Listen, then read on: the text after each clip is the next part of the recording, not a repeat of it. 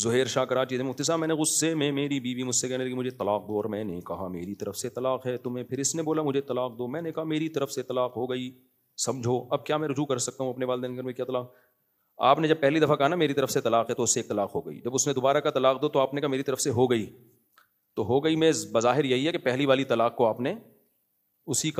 کی خبر دی ہے کہ دے چکا ہوں، ہو گئی ہے، تو اس سے پھر ایک طلاق واقع ہوئی ہے، رجوع کا حق آپ کے پاس ہے۔ محکمہ جنگلات کی اجازت کے بغیر اگر جڑی بوٹی کی نکاسی کی جائے اور اسی جڑی بوٹی کو غیر قانونی طریقے سے فروخت کیا جائے اور اس کی آمدن سے اپنی ضروریات پوری کی جائیں اور زمین کے علاوہ مکس، یہ کیا ہے میکسن پتہ نہیں کیا لکھا ہوا ہے، کہ اجتماعی چراگاہ ہے، میرا تعلق گلگت کے دور دراز علاقے سے ہے، نام عبد الرحمن تابش۔ دیکھو جنگل پہ کسی کی ملکیت نہیں ہوتی، اگر جنگل سے کوئی جڑی بوٹیاں لایا ہے اس نے بیچا ہے تو آمدن حلال ہے، لیکن اگر گورنمنٹ کی طرف سے پابندی ہے تو یہ انلیگل ہونے کی وجہ سے ناجائز کام ہوگا،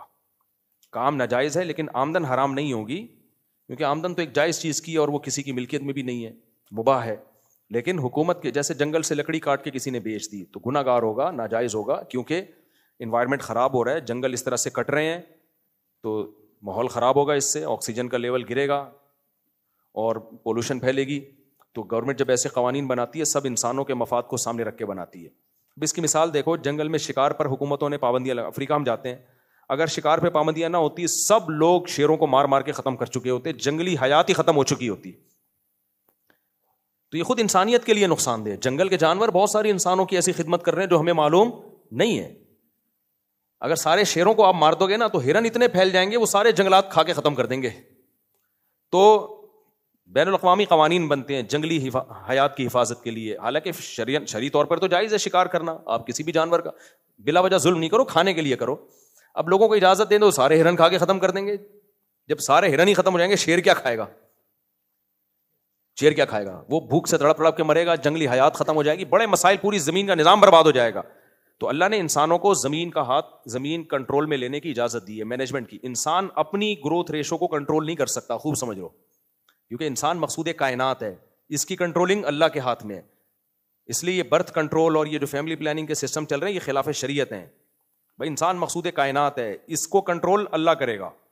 یعنی اس کی گروتھ ریشو کو، اس کا ایک نظام بنایا ہوا اللہ تعالیٰ نے، اس میں دخل اندازی ٹھیک نہیں ہے، لیکن پوری کائنات اللہ نے انسان کے لیے مسخر کی ہے، تو وہ اپنے حساب سے کنٹرول کر سکتا ہے جانوروں کی، کہ بھائی اس جانور کی نسل بڑھ رہی ہے، جنگلی حیات کے لیے نقصان دہ، اس کو کم کرو، اس کی بڑھاؤ وغیرہ وغیرہ۔ جیسے فارمی مرغی، ہم نے مرغیاں اتنے انڈے دی نہیں تھی، ہم نے گن پوائنٹ پہ انڈا گیری شروع کروا دی مرغیوں سے،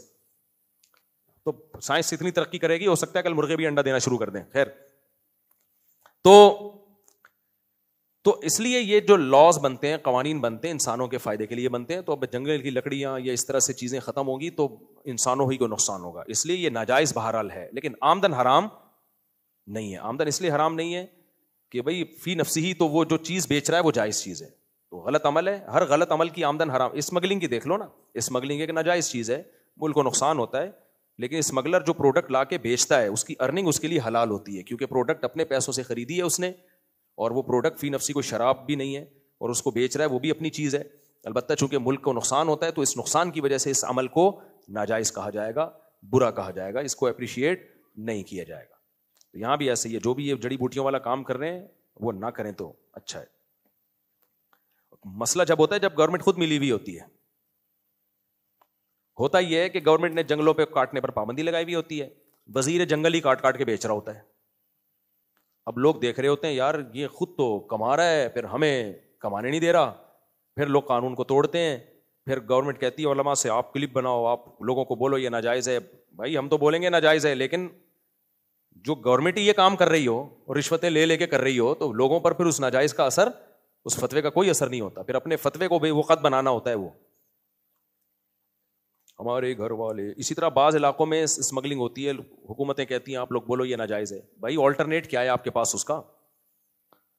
اسمگلنگ ناجائز ہے، میں اس کو اپریشیٹ نہیں کر رہا، لیکن بعض غریب علاقے ایسے ہیں وہ بارڈر سے ملے ہوئے ہیں، اگر وہ اسمگل نہیں کرتے تو ان کے تو آٹا جو سونے کے ریٹ پہ ملے گا ان کو، کھانے پینے کے لالے پڑ جائیں گے۔ ایک دفعہ ہماری گورنمنٹ لیول پہ کسی سے بات ہوئی، ہم نے کہا آپ فلاں جگہ اسمگلنگ کیوں نہیں روکتے، تو انہوں نے کہا ہم نے روکی تھی تو لوگ بھوک سے مرنا شروع ہو گئے تھے، یہ حکومتی نمائندے نہیں بتایا ہمیں، تو کہہ رہے پھر ہم نے کہا کہ چھوڑو یار جانے دو، ٹھیک ہے نا، تو ہم نے کہا جب آپ خود کہہ رہے ہو جانے دو ہم بولیں کہ نہیں جانے دو تو لوگ مفتیوں سے بدگمان نہیں ہو جائیں گے. میں نے کنٹرول کرنا ہے تو آپ بارڈر پہ کنٹرول کرو. آپ نے خود ہی اجازت دی ہوئی. انہوں نے کہا بھائی ہم نے پابندی لگائی تھی تو آٹا ہی ملنا مشکل ہو گیا تھا, تو ہمارے پاس کوئی ان لوگوں کو کھلانے کا دوسرا آپشن تھا نہیں, تو پھر ہم نے کہا جانے دو. تو خود گورنمنٹ کچھ چیزوں میں چشم پوشی سے کام لے رہی ہوتی ہے کہ ہو رہا ہے ہونے دو. تو اس موقع پہ ان جگہوں پہ ہم سے یہ فتویٰ نکلوانا کہ ناجائز ہے تو یہ غلط ہے. ہمارے فتوے کی 2% کی حیثیت نہیں رہے گی. لوگ بولیں گے حکومت نے گزرنے دے رہی ہے اور ادھر سے حکومت کہہ رہی ہے اسمگلنگ ناجائز ہے. تو بھائی اسٹیبل کنٹریز جو ہوتے ہیں نا وہ ایک لا پہ چلتے ہیں. یہ نہیں ہوتا اس بارڈر کے لیے اصول کچھ اور ہے, اس بارڈر کے لیے اصول کچھ اور ہے, اس والے کھانچے کے لیے اصول کچھ اور ہے, ادھر والے کھانچے کے لیے. تو پھر اس سے علماء کا فتویٰ بدنام ہوتا ہے, تو لوگ علماء سے بدگمان ہوتے ہیں. اس لیے پھر ہم گورنمنٹ سے کہتے ہیں جو انتظامی چیزیں اس میں آپ کنٹرول کر سکتے ہو تو کرو میرے بھائی. ہمیں قربانی کا بکرا, اب دیکھو کنڈا ناجائز ہے نا, اصل مسئلہ تو یہی ہے. لیکن کراچی میں پورے علاقے کس پہ چل رہے ہیں؟ کنڈے پہ. جو علاقے چل رہے ہیں,